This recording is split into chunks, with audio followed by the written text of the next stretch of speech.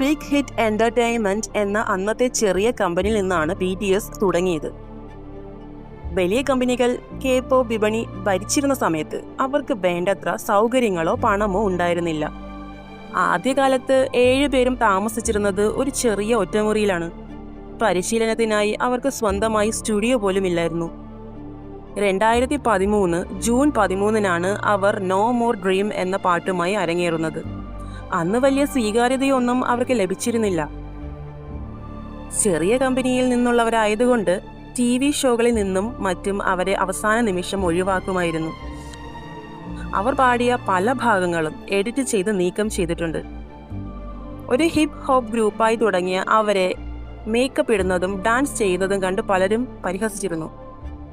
ഒരു ഘട്ടത്തിൽ ബാൻഡ് മുന്നോട്ട് കൊണ്ടുപോകാൻ പണമില്ലാതെ വന്നപ്പോൾ കമ്പനി നിർത്തലാക്കാൻ പോലും ആലോചിച്ചിരുന്നു.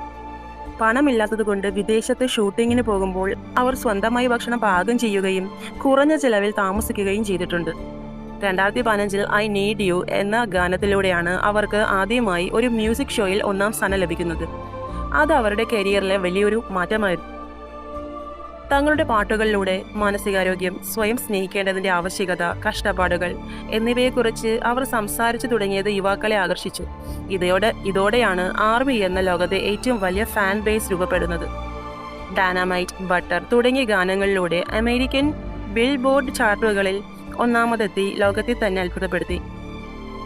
സൗത്ത് കൊറിയയുടെ സമ്പദ് വ്യവസ്ഥയിൽ വലിയൊരു ശതമാനം ഇന്ന് BTSലൂടെയാണ് വരുന്നത്. ഒരു ചെറിയ മുറിയിൽ തുടങ്ങിയ 7 യുവാക്കൾ ഇന്ന് ലോകത്തിലെ ഏറ്റവും സ്വാധീനമുള്ള വ്യക്തികളായി മാറി.